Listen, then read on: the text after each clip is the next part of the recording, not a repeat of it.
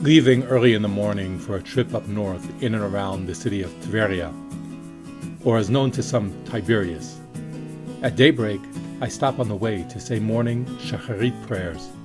We say, Modeh ani lefanecha, thank you, dear Lord, for returning my soul, as we believe that night sleep is a fraction of death, and now in God's mercy Arbel we have another day. Park is a path on the mountain of Arbel, an archaeological site where there are caves, and in the great revolt against the Romans, Judean warriors hid here in the caves on the mountain cliff of Arbel. This site is an Israel National Park. It offers 3 hiking paths through very beautiful scenery. One includes climbing down the cliff of the mountain through the ancient Jewish fortress that was built in its slopes and used as a base for the Judean revolt against the Romans, as mentioned in the historical account of Josepus Flavius. Nebi Shoev in the lower Galilee is believed to be the tomb of Jethro. The biblical figure Jethro, who was the father-in-law of Moses, Moshe Rabbeinu in the Jewish tradition, is considered to be the patriarch and the prophet of the Druze. The Druze are an indigenous people whose base is in southern Syria, Lebanon, and northern Israel. Historically, they broke off from the Fatimite Islam in Egypt in the 11th century and migrated to the mountains of Syria. Jethro's tomb is a holy place for the Druze and also known in Jewish and Muslim traditions.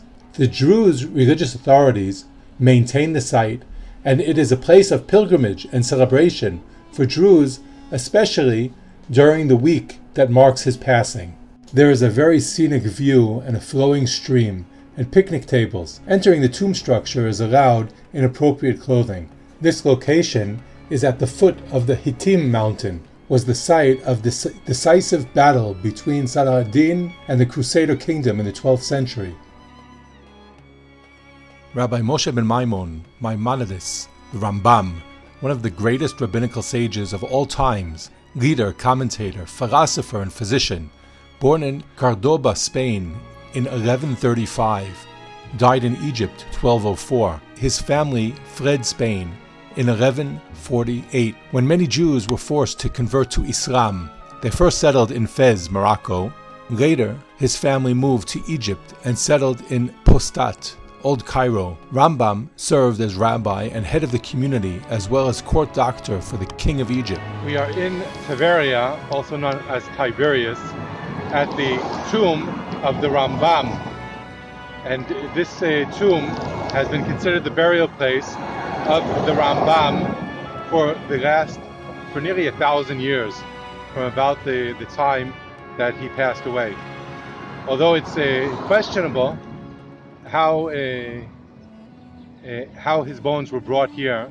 He lived and passed away in Egypt, and at that time the roads were not that great, but still Jewish people come to pray at the Rambam's grave in Teveria, and it's a very special site, and there are other burial places around it where people say prayers. Legend has it that before his death, he, like our father Jacob, begged his sons not to be buried in the land of Egypt. According to that tradition, his body was transferred from Egypt to Teveria, which is commonly believed to be his burial place. The tomb is an evident landmark in the city of Teveria, with a large enclosed courtyard covered with a huge crown-like structure.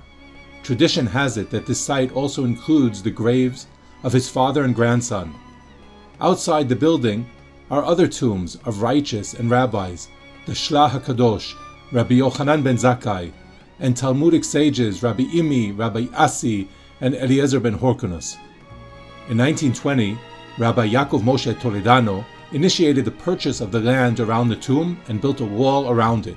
In 2009, the Rambam Heritage Center, a new visitor center, was commemorated near the site. This has a permanent exhibition depicting the life of the Rambam and rare manuscript.